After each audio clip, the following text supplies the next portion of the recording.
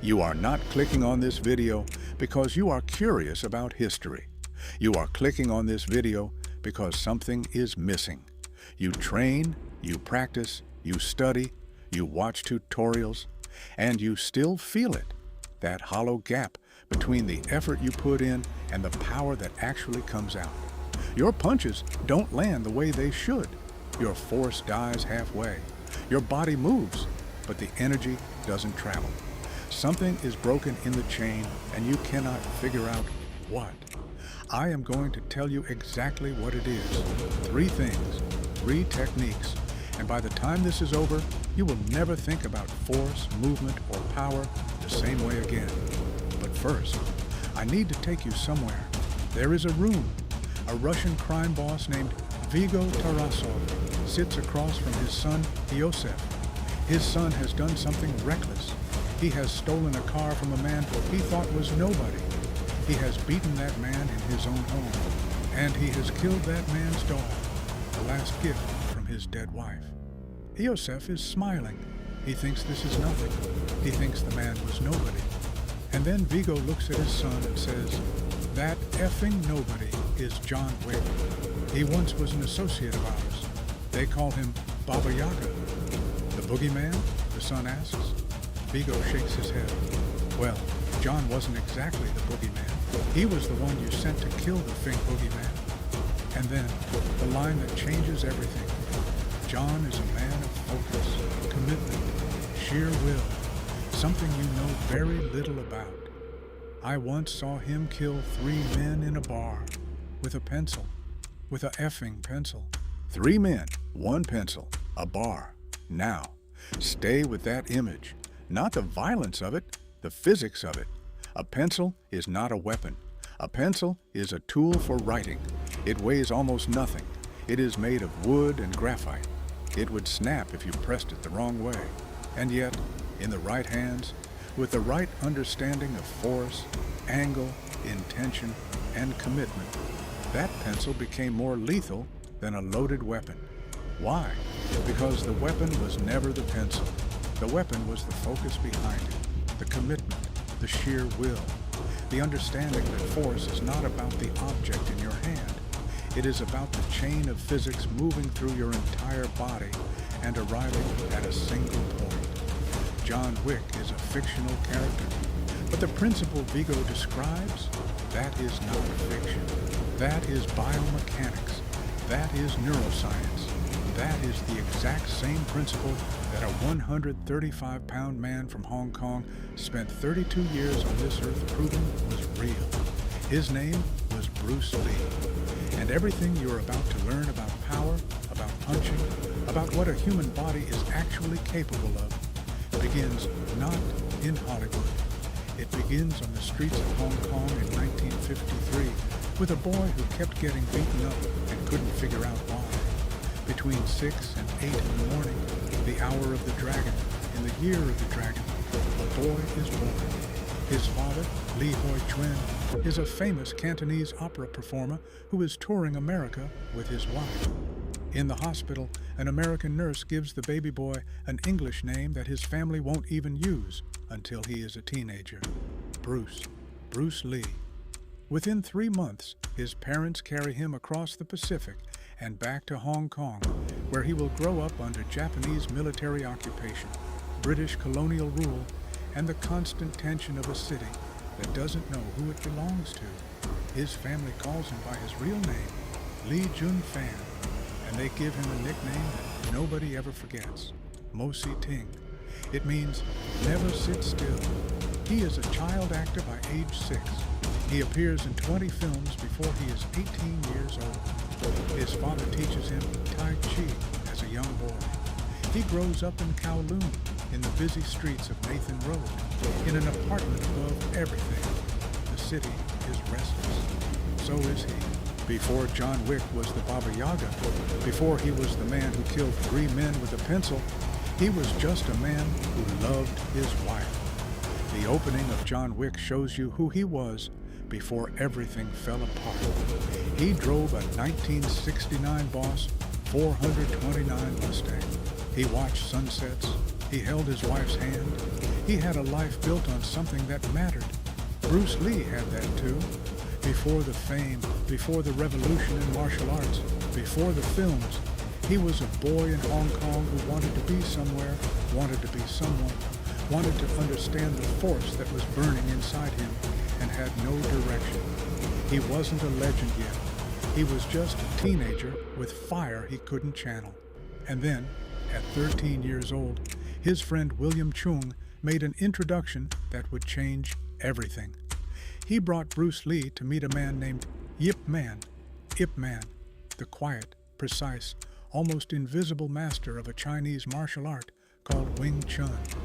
In 1953, Bruce Lee walked into that school for the first time. He had been beaten up in a street gang altercation, and he needed to learn to defend himself. He was thin, he was young. He had a European grandmother on his mother's side, something that would matter far more than he knew. And Ip Man, according to the Bruce Lee Foundation's own historical records, looked at this eager, restless boy and agreed to teach him. For 1 year, things were good. Bruce trained hard. His progress was extraordinary. Already, within 12 months, he had become a threat to senior students who had been training for years. And then the floor gave out. The Wing Chun School of Hong Kong had a rule. It was old, deep, and non-negotiable. The art was not to be taught to foreigners. When the senior students discovered that Bruce Lee's mother was half German, that Bruce himself had European blood running through him alongside his Chinese heritage, they banded together. According to William Chung, who was there, who witnessed it personally, those senior students put direct pressure on Grandmaster Ip Man himself. They wanted Bruce removed from the school, immediately, permanently. Ip Man had no good choice. He bowed to the pressure, but he did not throw Bruce out completely.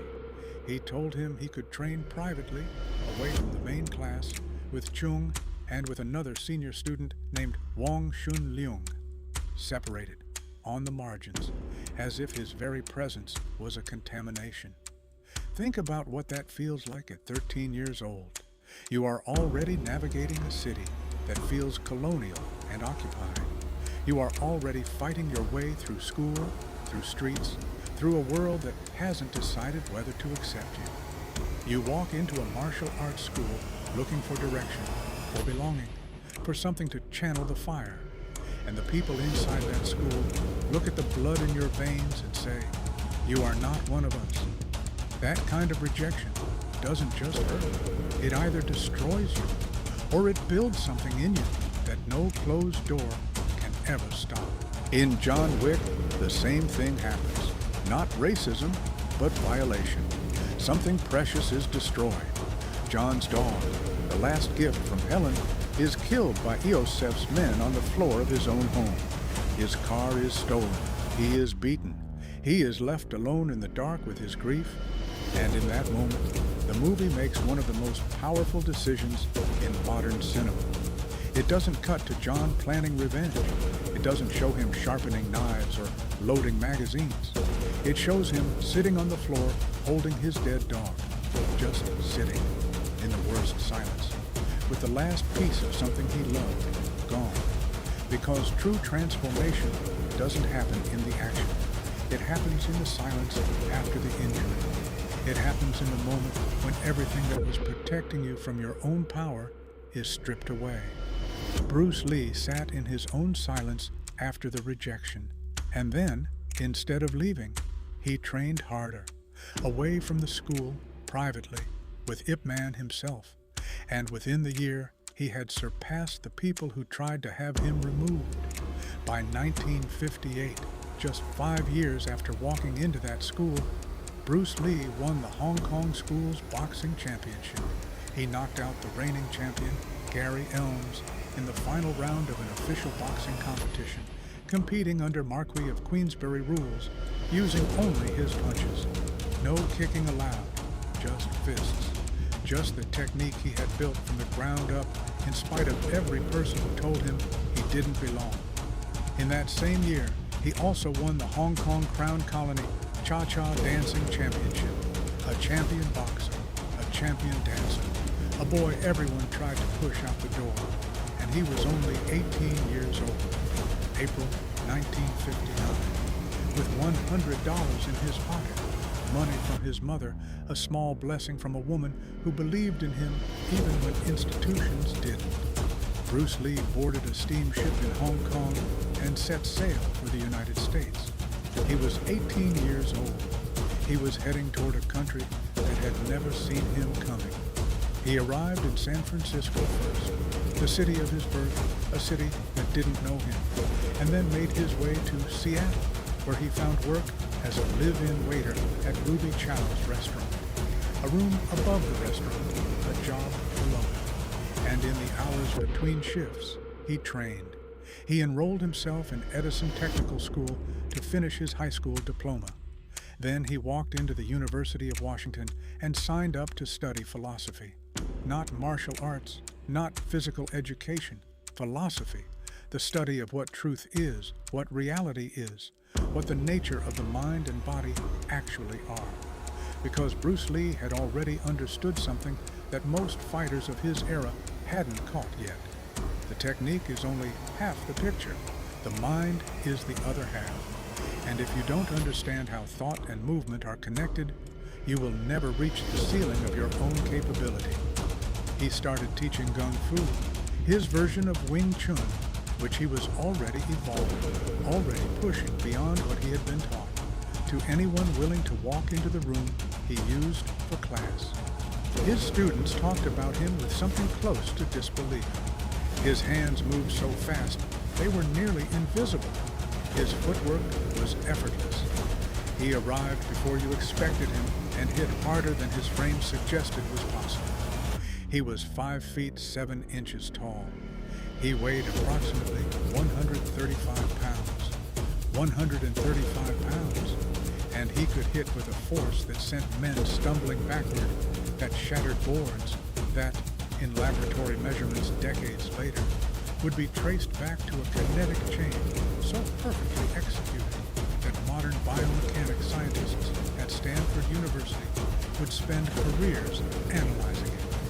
But before we get to the science of what he could do, we need to see what the world did to him first. In John Wick, when John re-enters the criminal underworld after years of retirement, the first place he goes is the Continental Hotel.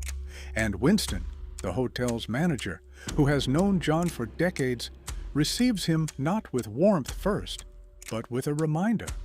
We live our life by a code, Winston says. Rules. Without them, we live with the animals.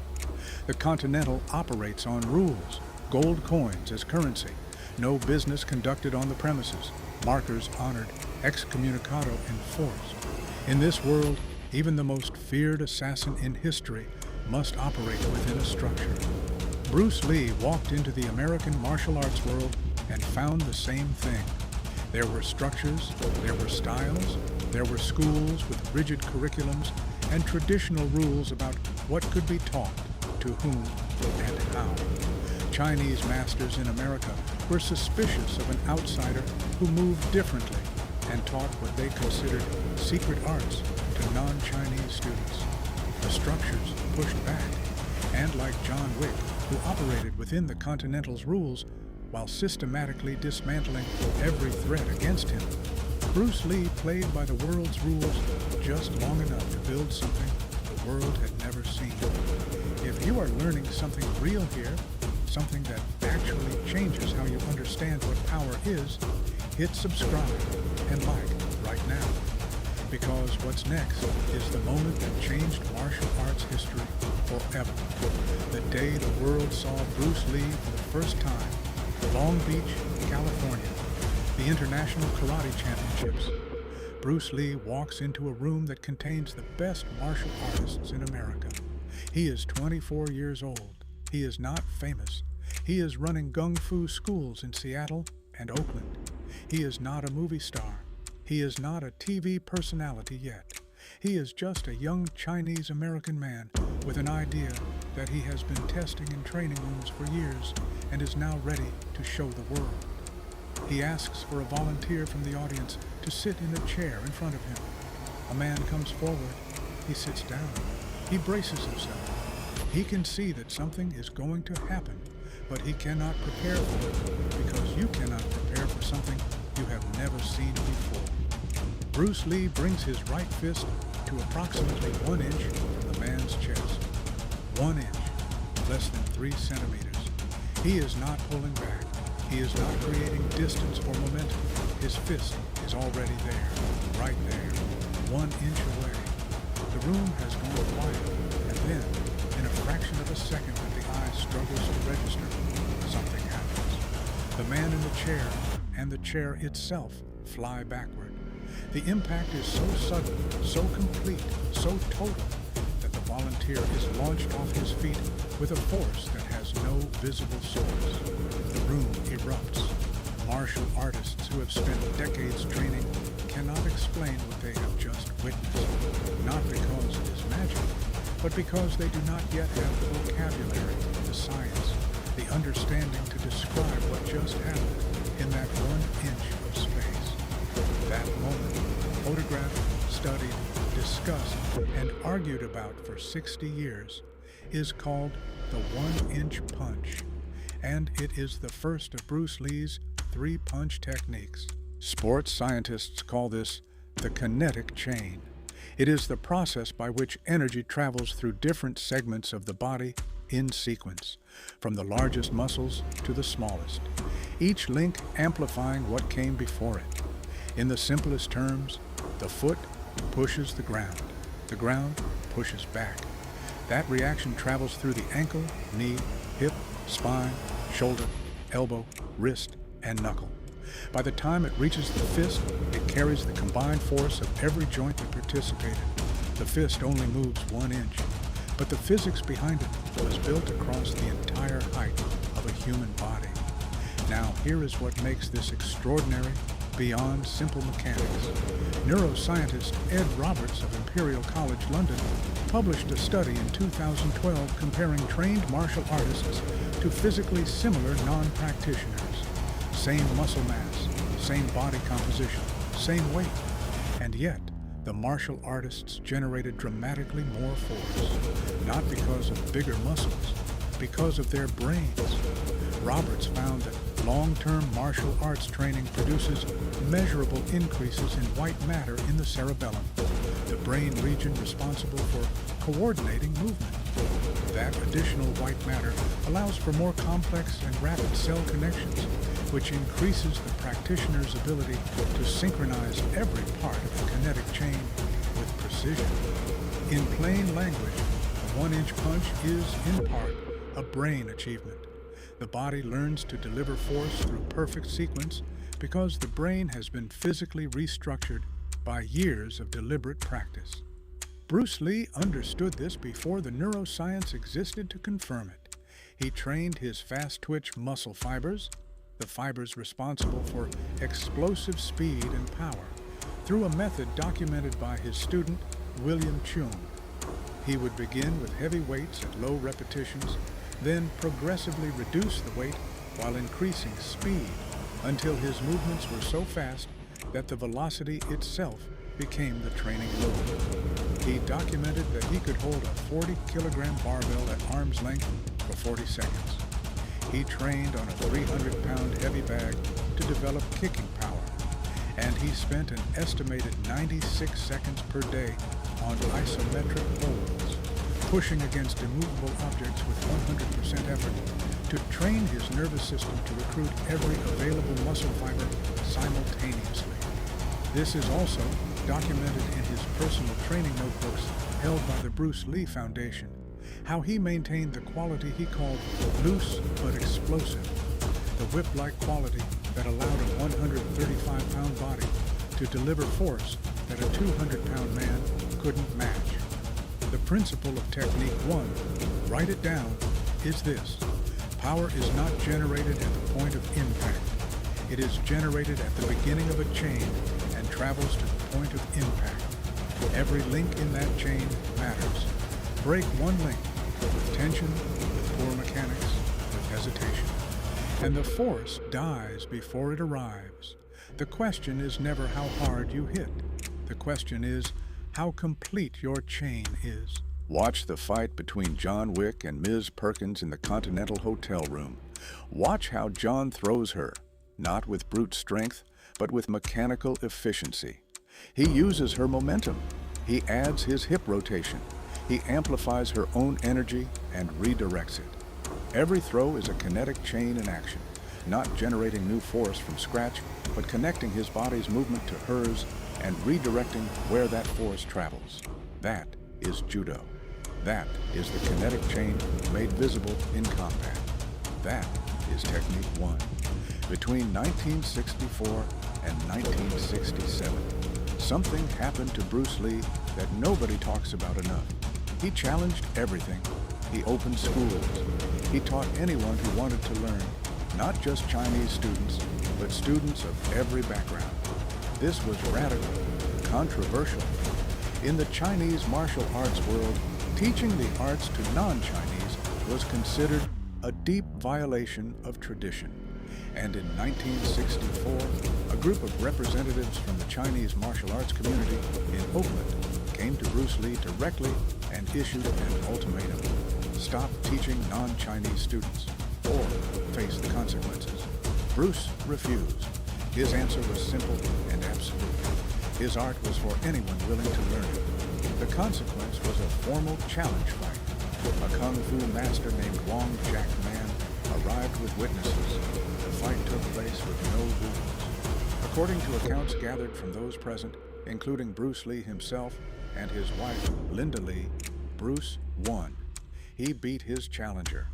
But the fight lasted approximately 3 minutes and left him completely exhausted. And that exhaustion infuriated him. Not because he had to fight, because he almost ran out of breath, because 3 minutes of real combat had nearly broken his conditioning, because for all his technical brilliance, his cardiovascular base was not where it needed to be. He never forgot that feeling. He documented it. He analyzed it. He used it as a rupture point, the moment when he understood that technical skill alone was not enough, that the chain of force he was building needed a foundation of physical endurance deep enough to sustain it under real pressure in real time, when everything hurt and nothing was choreographed. He went back to work. He ran daily. He trained on a stationary bike. He added cardiovascular conditioning to a regimen that was already legendary in its intensity. He bought books on physiology, kinesiology, and nutrition.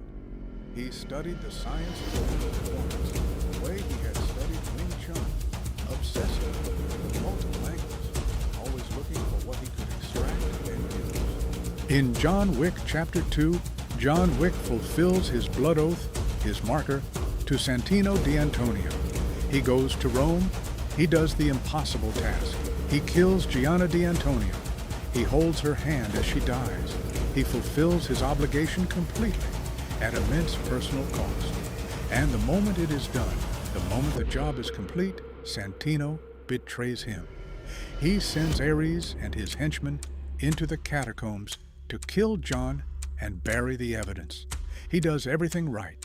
He fulfills the letter of the agreement, and immediately the ground gives out. Bruce Lee knew that feeling. He had done everything right in that challenge fight. He had won. And still the ground gave out, not because of the fight, but because of what the fight revealed about what was missing. Winston, in Chapter 2, tells Santino something that cuts to the bone.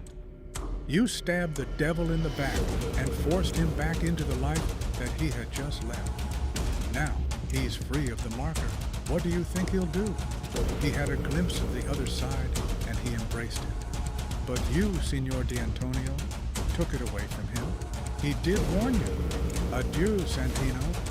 You stabbed the devil in the back. Every time someone tried to stop Bruce Lee, from the Wing Chun school to the challenge fight to Hollywood's closed doors, they did the same thing. They stabbed the devil in the back, and every time they made him more dangerous. Technique 2, the 3-inch punch, also called the floating punch. James DeMille, one of the very few human beings to whom Bruce Lee personally taught this technique, documented it in the book Bruce Lee's 1 and 3-inch power punch. DeMille was explicit. Lee kept this technique deliberately exclusive. He didn't demonstrate it on stage. He didn't teach it in the general curriculum. He reserved it for a small circle because he understood its danger. Here is exactly what happens in the 3-inch punch. Bruce Lee begins from a ready stance with his fist positioned 3 inches from the target. From that position, instead of pushing forward with his arm, both of his knees suddenly collapse. DeMille describes the sensation as a momentary feeling of falling. That collapse is not an accident. It is the technique.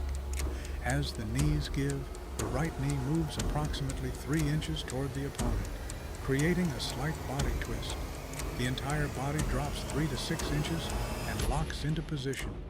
The right shoulder surges forward as the drop completes, and from that locked, dropped, rotated position, the strike releases.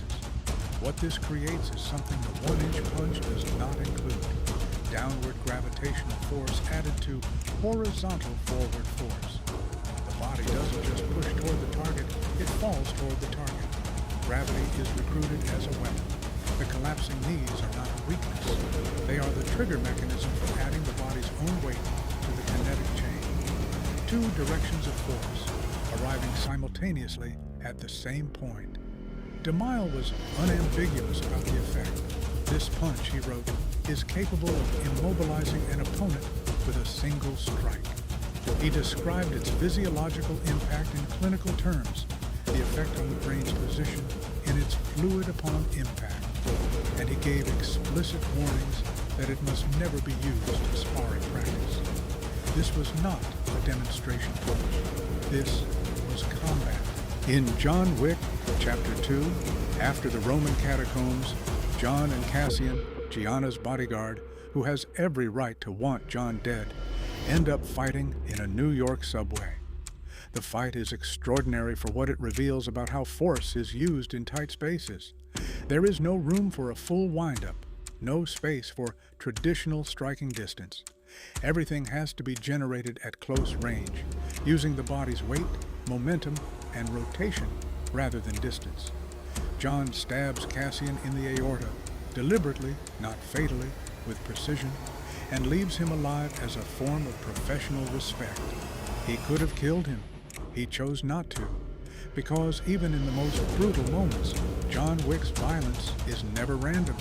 It is always precise, always chosen, always pointed at a specific result. That precision is the philosophy behind the 3-inch punch. The distance is not a limitation. The distance is the design.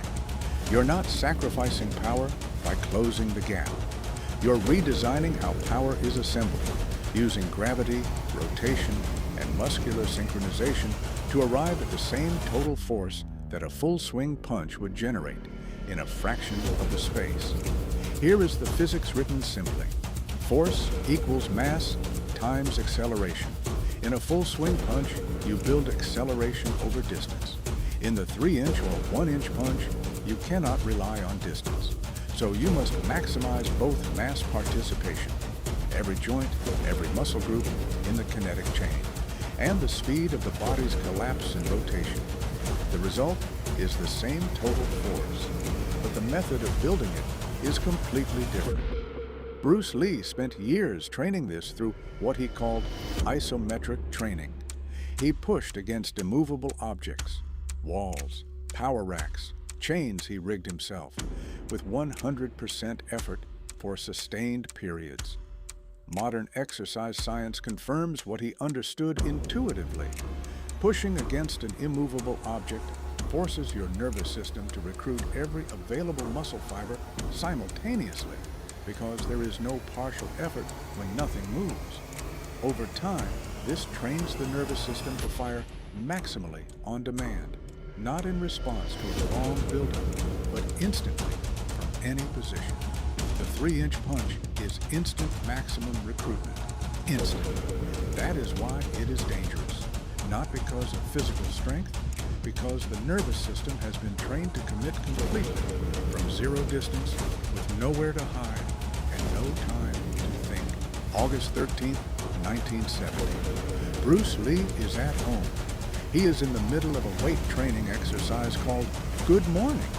You hold a barbell across your shoulders and bend forward at the waist. He is lifting heavy. He is always pushing the ceiling. He is always testing the limit of what his body can do.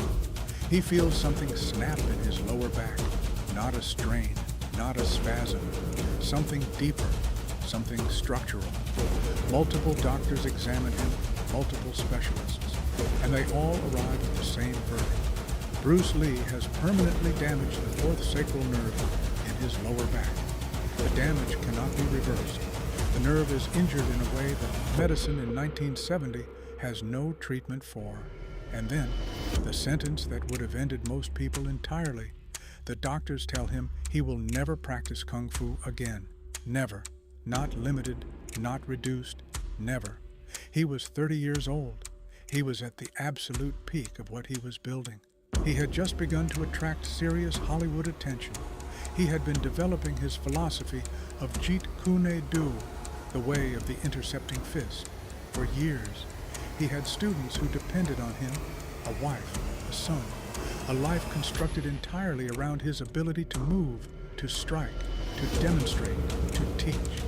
And the doctors told him, this is over. He spent the next 3 months in bed, 3 months of almost complete immobility for a man whose family nickname was Never Sit Still. His back pain was severe enough that he wore a brace for 6 months. He could barely move around the house. In John Wick Chapter 3, the moment John Wick is declared excommunicado, stripped of all access to every resource the criminal underworld provides, he walks out of the Continental with his dog, wounded, alone, cut off. Every cell phone in Central Park begins ringing simultaneously as the global contract is activated. Every professional in the world now has permission and incentive to come for him. He has nothing, no supplies, no allies, no shelter, no system, no network, no backup, just himself and his training. Bruce Lee's 3 months in bed were his excommunicado moment. He was stripped of everything that defined him, and in that forced stillness, in that enforced quiet where his body could not train, he did the one thing he had never had uninterrupted time to do. He picked up a pen, and he wrote everything down. He had been keeping notes for years, scattered, intense observations about technique, philosophy, physics, the nature of combat, the relationship between mind and body, the principles of force that he had been testing and refining through his entire life. Now, lying in bed, unable to train, he began organizing those notes, structuring them, building them into something coherent, something complete. What emerged from those months of pain and stillness and enforced rest was 8 2-inch thick volumes of handwritten notes. Linda Lee Cadwell, his wife, later took those 8 volumes and worked with editors to compile them into a single book published after his death. That book, born from the darkest period of Bruce Lee's life, is called The Tao of Jeet Kune Do. It became one of the most important texts ever written about human movement, combat philosophy, and the nature of power.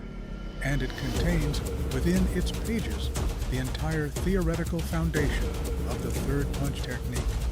He could not train his body, so he trained his mind, and what the mind wrote, the body later executed. By 1971, against every medical prediction, Bruce Lee was back in training. By 1972, he was filming in Hong Kong, performing action sequences that stunned everyone who witnessed them. By 1973, he had completed Enter the Dragon, the film that would earn over $100 million worldwide on an $850,000 budget and make him the first Asian actor to truly headline a Hollywood blockbuster. The doctors said, never. He came back. If this story is landing, if you are feeling what happens when a human being refuses to accept the boundary the world puts on them, subscribe. Share this, because the most important technique is still coming. Technique 3. This is the one that doesn't show up in sports science papers.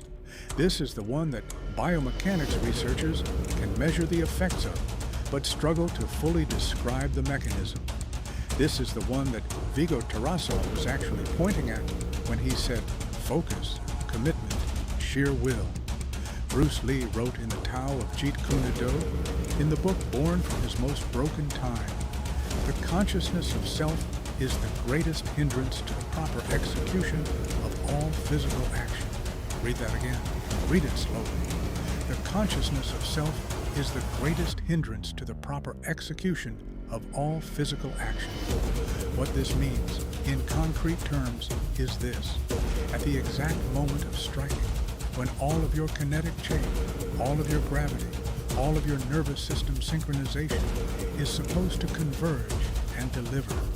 If any part of your mind is watching itself, evaluating itself, judging itself, wondering if it looks right, wondering if it will work, calculating the outcome, the signal breaks.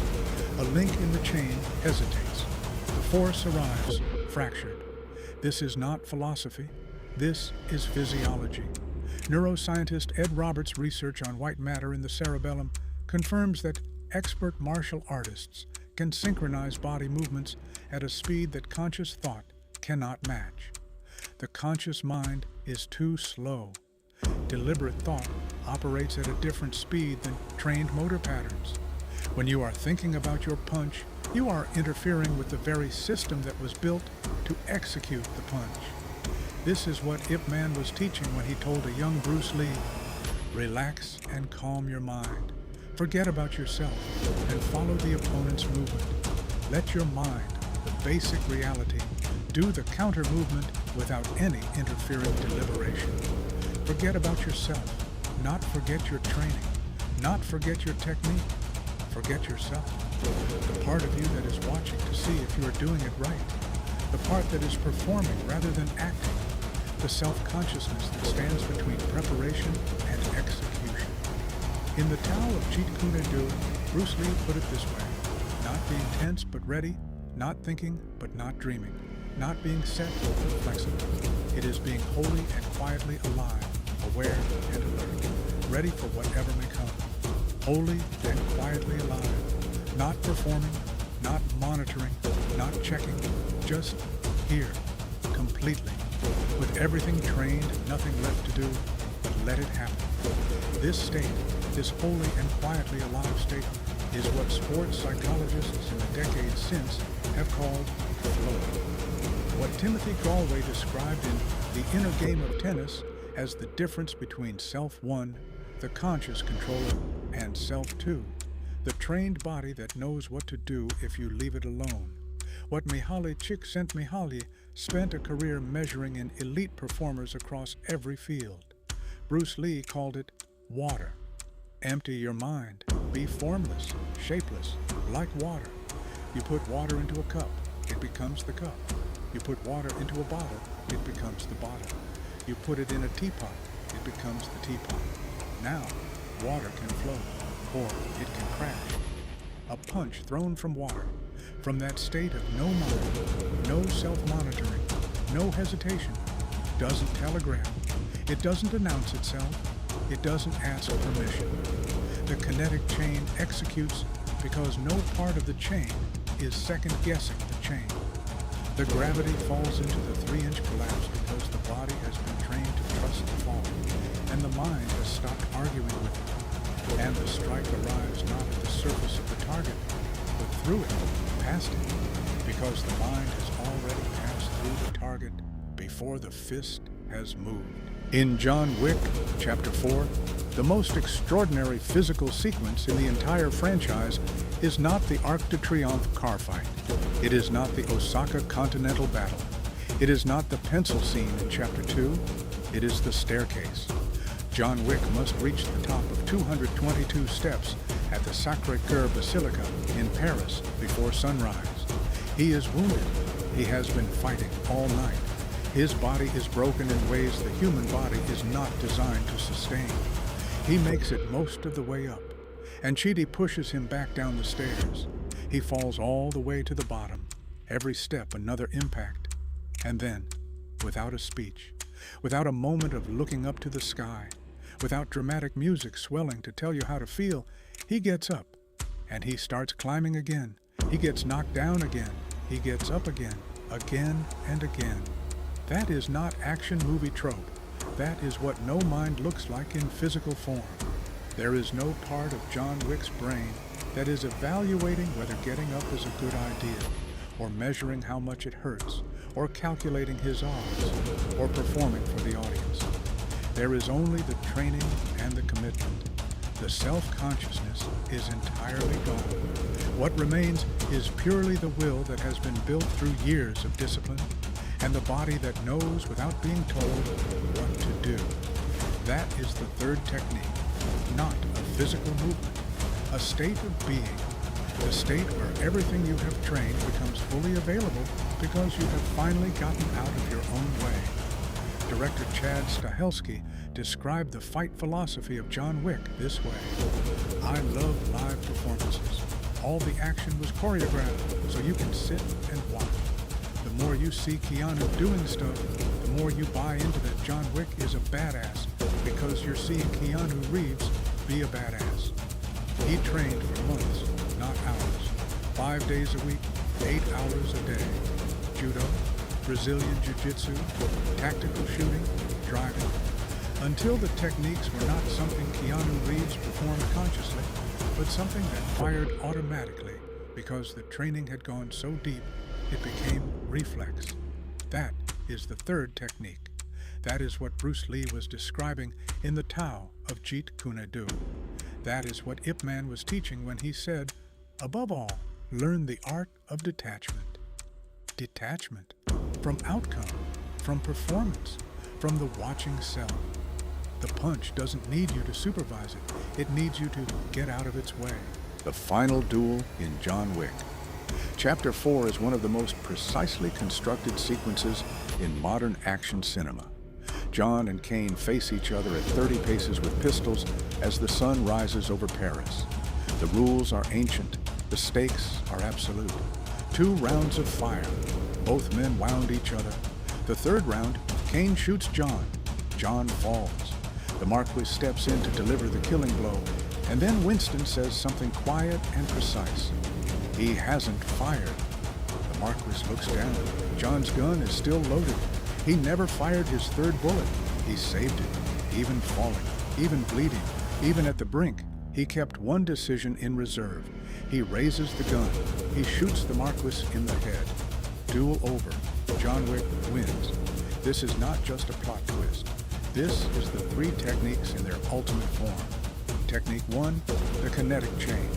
John conserved his energy through the entire duel. He did not fire wildly. He did not waste force. He preserved the chain, kept one bullet, one decision, one final strike, and delivered it at the exact moment it would end everything. Technique 2, the floating punch. John was on the ground. Gravity had won. He was below his opponent at the lowest possible position with no apparent leverage, and from that position, from the ground, from the fall, he converted his collapse into the final strike. The falling body was the technique. Technique 3, no mind. At the moment the Marquis stepped in to execute him, John's conscious mind had nothing left to evaluate. There was no fear left, no performance, no watching self. There was only the single remaining loaded chamber and the training that fired it. Now look at Bruce Lee's life through the same lens. Technique 1, the kinetic chain, was what he spent every single day of his training life building. Not just the physical chain from feet to fist, but the life chain. Every rejection was a link. The Wing Chun exclusion, the challenge fight, the Hollywood racism, the 1970 injury. Every time the system said, stop, he added another link to the chain. Every frustration built more force. By the time he walked onto the set of Enter the Dragon in 1973, every experience of his entire 32-year life was behind that punch. Technique 2, the floating punch, was what he did in 1970. He fell completely. The 4th sacral nerve, 3 months in bed, doctors saying never. he collapsed further than most people could survive, and from that collapsed position, he wrote the Tao of Jeet Kune Do. He used the fall. He converted the lowest point of his life into the intellectual foundation of his legacy.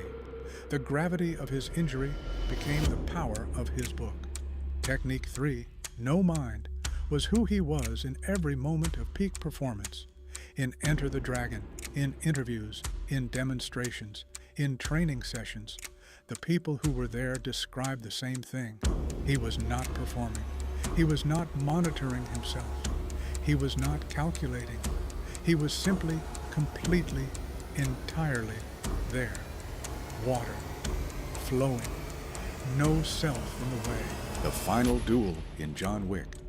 Chapter 4 is one of the most precisely constructed sequences in modern action cinema. John and Caine face each other at 30 paces with pistols as the sun rises over Paris. The rules are ancient. The stakes are absolute. 2 rounds of fire. Both men wound each other. The third round, Caine shoots John. John falls. The Marquis steps in to deliver the killing blow, and then Winston says something quiet and precise. He hasn't fired. The Marquis looks down. John's gun is still loaded. He never fired his third bullet. He saved it, even falling, even bleeding. Even at the brink, he kept one decision in reserve. He raises the gun. He shoots the Marquis in the head. Duel over. John Wick wins.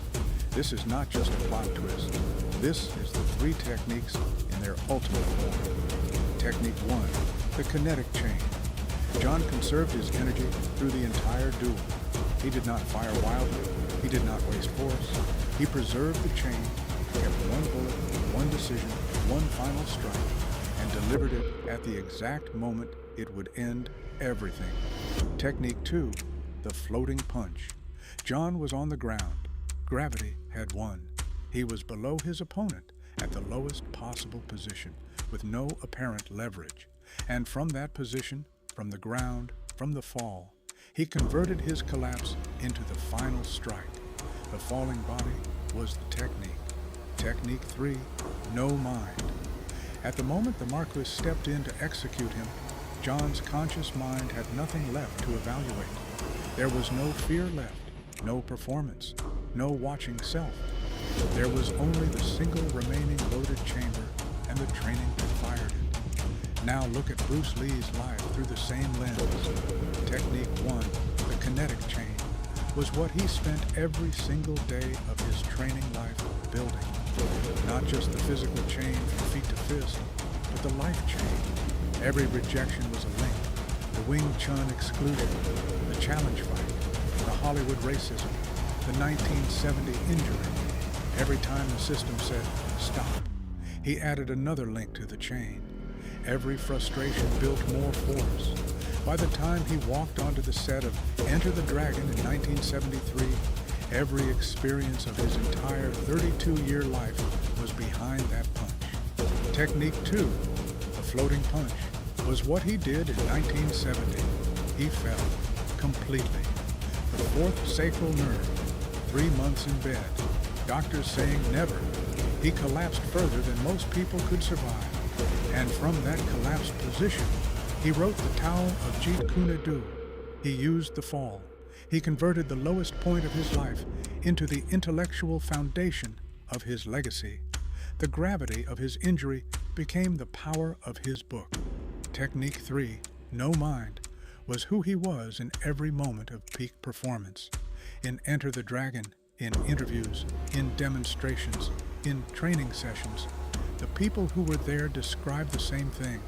He was not performing. He was not monitoring himself. He was not calculating. He was simply, completely, entirely there. Water, flowing, no self in the way. John Wick is not real, but the principles he embodies are real. Focus, commitment, sheer will, the refusal to stop, the conservation of force, the use of gravity rather than resistance to it, the moment when self-consciousness disappears and only the training remains. Those are not movie principles. Those are Bruce Lee's principles, written in a notebook in 1970. demonstrated in a room in Long Beach in 1964, built through a childhood of rejection in Hong Kong, and distilled, finally, into 3 techniques that change what human beings understand about what a body can do. 3 men in a bar with a pencil, 1 inch, 3 inches, no mind, flow, or crash. But never, never stop moving. I wish neither to possess nor to be possessed. Now I see that I will never find the light unless, like the candle, I am my own fuel, consuming myself. Bruce Lee, Striking Thoughts.